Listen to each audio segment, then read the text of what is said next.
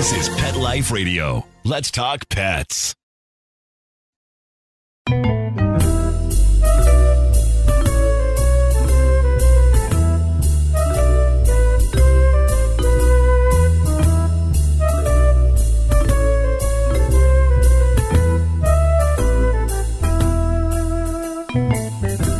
Hello, feline friends. This is Michelle Fern, your host on Cattitude. Not too long ago, we talked about some steps in adopting a cat, and today we're going to talk about breeds. Should you choose a specific breed or just, go with something adorable at your local rescue? We'll be right back after this message. Does your dog itch, scratch, stink, or shed like crazy? Come to Dynavite for help. Order a 90-day supply of Dynavite. Everything we tried failed except the Dynavite. Pick up 2 bottles of Super Mega Fish Oil. Get the 3rd bottle free. Packed with omega-3, DHA, and EPA fatty acids. Super Mega is great for your dog's immune system, healthy skin, and soft, shiny fur. Dogs love it. Try Super Omega Fish Oil. Buy 2, get 1 free. At Dynavite.com. DINOVITE.com.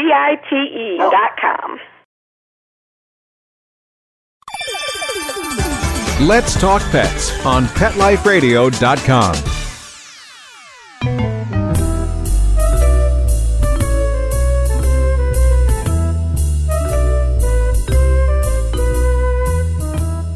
Welcome back, everyone. Today we're going to talk about breeds, cat breeds, what breed is good for you, things you should consider when considering what kind of breed you should adopt for your first little kitty. I'll give you a little bit of background in my crew here. I didn't adopt any of them. They adopted me, and that happens often with cats and cat pet parents. It's really a really common thing. My first cat is Dennis, and I didn't know what he was. It was a cold night, and in South Florida, cold night is like 40 degrees. And this poor little guy was meowing.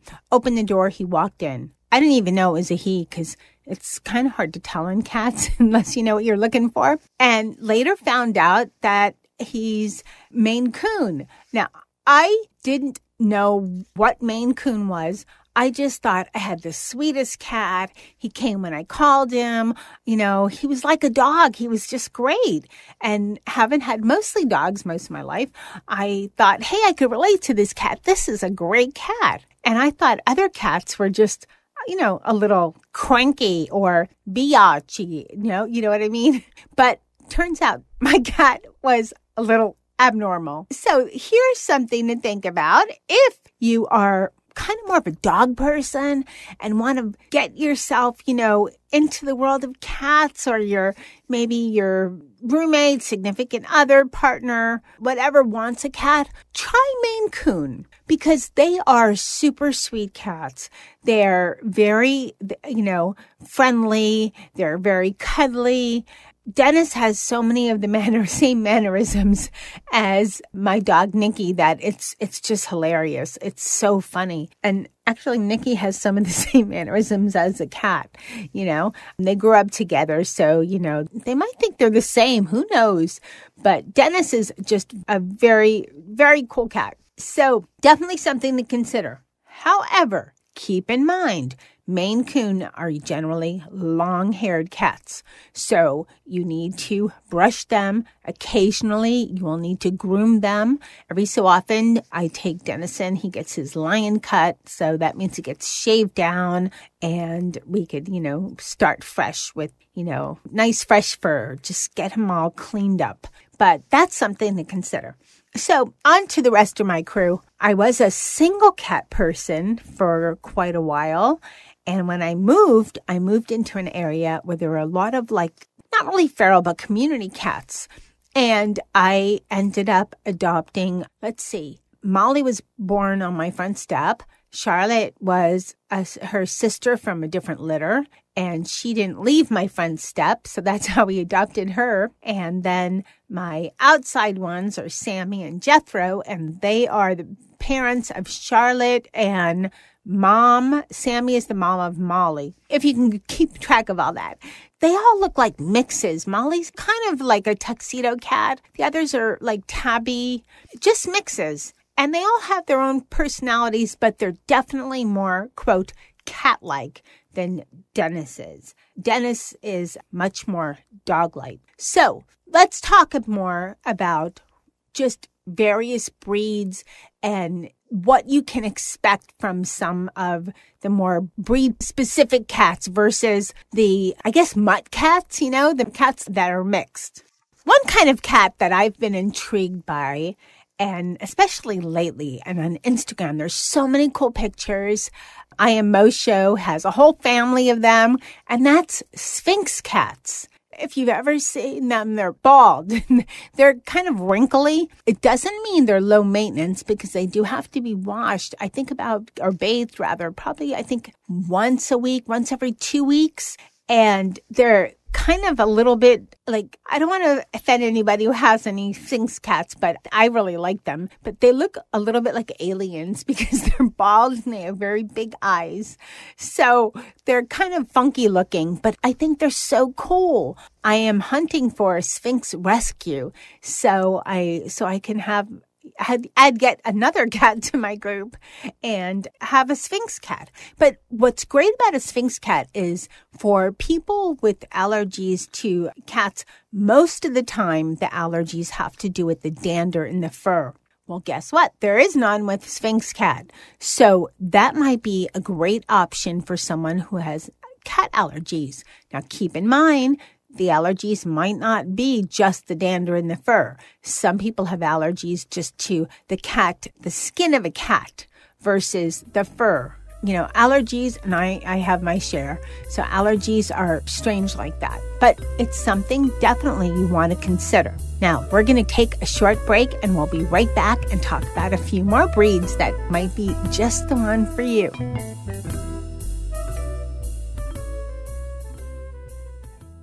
Hey everyone, Michelle Fern here. I have discovered a great brand called Dr. Elsie's. They are truly focused on your cat. One of their mottos is, we've always put ourselves in our pet's paws. I just love that. And did you know the number one behavioral reason that cats are either abused, abandoned, or returned to shelters is doing their number ones and number twos outside the litter box? Yep. And let me tell you, I have been dealing with that for quite a while with one of my kitties, Charlotte. I have a multi-cat household like so many of you, and no matter what I tried, she refuses to use the litter box, and I have tried everything.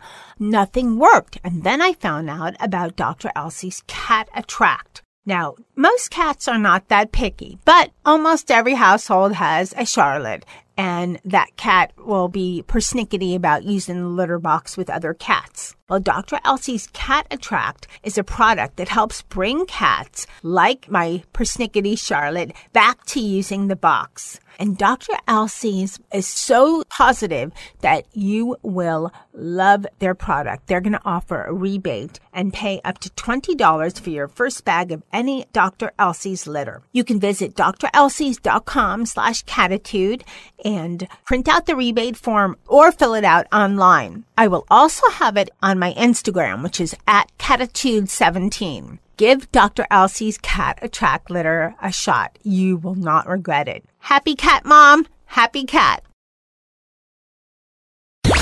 Let's talk pets. Let's talk pets On Pet Life Radio. Pet Life Radio. PetLifeRadio.com.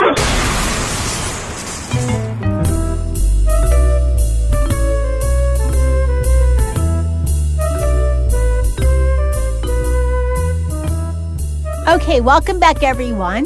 This is Michelle Fern, and we're talking about cat breeds and how to find the right one for you. And keep in mind when we're talking about cat breeds that, sure, you can go to a breeder. There's a lot of reputable breeders out there. However, there are also a lot of cat rescues that are breed specific. For example, I've seen a Sphinx rescue. I've seen Siamese cat rescue, Persian cat rescues out there. Just like in the world of dogs, there's a lot of different dog breed specific rescues. Same with cats. Not as common, but they are out there. Okay, let's talk about one of the total cuties out there, the Persian cat. Now, these cats are beyond adorable. They generally have a bit of a rounded head, big round eyes. They have a short muzzle, so they kind of have their little smushed in faces, and they have a very long, thick, puffy coat. So again, you're going to be brushing your kitty, and there's going to be hair around. So just keep that in mind with the Persian, but they are adorable. They also have a really nice attitude, or maybe we could say cattitude. They're very sweet and they're very gentle cats. They're just like, I kind of think of them as the doll of cats because they're so, doll-like in their features with the big eyes and the little, short muzzle, and they're just very sweet. So, and I'm sure they would probably be really good around children too, but that's a whole other show. So, moving along. Let's talk about another popular cat, the Siamese. And almost all of us know about Siamese cats because they've been so populated in Disney movies and Disney characters. But they're actually really fun cats. They're very extroverted and they're very talkative. They will meow for endlessly. They'll talk to you. And I don't know if you can understand what they say, but hey, maybe develop your own meow language back. But they're really, really fun cats to have around. They actually came from Thailand. And they're distinguished by their large ears. They have almond eyes. They generally have a long nose. Their face is usually a little bit darker than the rest of their body. And they're a little easier to take care of than most cats because they have very fine, short hair. So the grooming on Siamese cats are very easy. And I just think they're so elegant. They're just a very elegant kind of a cat, So let's talk about some other types of unusual breeds that might make a really fun cat for you to adopt. What about the Burmese cat? They have a nickname, these cats, which is bricks wrapped in silk because they are really heavy for their size, which is kind of funny. I sometimes tell that to Dennis, but he just says he has a lot of fur. Anyway, Burmese cats, they really like a lot of attention. So if you're not home all the time, they're not going to make their cat very happy. They're really sweet. They're very affectionate. They are, short hair, so they're very easy to groom. They're just a really nice cat. They're generally solid shade and like browns or golden brown, darker brown, more like that. The last breed that I'll discuss, because my predecessor, Tom, in some of the earlier shows of Cattitude, talked about some various breeds, went into a lot of technical information on the various breeds. And I just want to give you kind of an overview on a few breeds that I really like and that I think would make really nice house cats or companion cats for a lot of people out there that are considering adopting. One of the newer breeds that's out there is called the Munchkin. So your Munchkin cat, here's the deal with them. They have short legs. Their legs are about half the size of regular cats. So they're not as likely to, jump all over the place. However, they are very fast and dart all over the place. They're adorable. They're kind of like, the dwarf of cats because their legs are so tiny. And they're just so darn cute. They're kind of a newer breed in a sense. They've said they've been around. There have been reports since the 1930s, but the breed really only appeared in the 1980s. So, hey, they're like only maybe 40 years old, the breed. So relatively new in the world of cats. So hopefully I've given you some ideas of some breeds to consider and some things to consider when you consider the type of breed. Keep in mind, too, that no matter what breed the cat is, they all have their own little personalities. Dennis is very true to his breed, and I haven't had him tested, but I swear he's Maine Coon. So he epitomizes all of the characteristics of Maine Coon. Molly is a diva, and I don't know what her, she's a mutt. She's mixed. She's tuxedo, but that's really her coloring. And she's like a cat. She's very cat-like. She's a little talkative. She is friendly when she wants to be. She does not like to be held, so she's not a super social cat, but she loves my partner. He cannot get enough of her, and they talk to each other. And, if she had 2 legs instead of 4, I'd probably be jealous, but hey. And then Charlotte is just like a nervous cat, and she's a mix. So keep in mind that all cats have different personalities. I think a great way for you to get, if you're thinking about adopting and you're not sure what type, go to a rescue. Go to a rescue that has a variety of cats. There are so many cat rescues. There's, of course, humane societies all over the place. And you'll see a lot of different cats. A lot of the times, if you're able to, adopt a younger cat, you can help develop their personality. Charlotte was adopted at, I think she was about 5 months old. She wasn't held as a tiny cat, so she's a little shy around people. However, Molly was held as a little kitten, and she doesn't like to be held ever at all, unless very rarely, it's on her terms. So you can't always assume that because a kitten has one personality, that is going to be true for how the cat is once they grow up a little bit. But again, if you definitely want a specific breed, check out a lot of the breed rescues. You might end up adopting a cat that's a little bit older, 2-3 years old. But it's a less costly option than going to a breeder. If you do want a specific breed from a breeder, there's so many reputable breeders out there. So there's a lot of different choices that you can take as far as what route to go and what breed to consider when adopting. And again, just to summarize, to keep in mind, when you're considering the breed, try to consider more than, that's the cutest breed ever. I just want that kind of breed because they just look so cute. Keep in mind the temperament, their activity level, the lifespan, because some cats live longer than others, and of course, the grooming. Some cats will need a lot more grooming than others, especially if they're long hair, or the opposite, if they have no hair. So these are just a couple of things to consider. I think the most important would probably be the temperament because, if you have young children, if you're going to be home a lot, if you're not going to be home a lot, if it's a more social type of a breed than others, all of those are things to consider. So I hope this episode of Cattitude has given you a little bit more thought and maybe some help as you're on the way to your adoption process. And we are going to talk next about how you can prepare your cat for coming home. That will be in a future episode. So until then, thanks to my cat crew, Dennis and Charlotte and Molly and Sammy and Jethro. And there's a new one, Jax. I don't know a lot about him. That's why I didn't talk about his breed. He's definitely mixed. He's from the streets, but we feed him. We take care of him too. So thanks for my crew.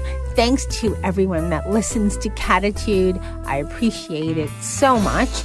And of course, thanks to my wonderful, amazing producer, Mark Winter, for making me sound amazing. So a big thank you. And keep listening. We have a lot of great shows coming up. Let's Talk Pets, every week on demand, only on PetLifeRadio.com.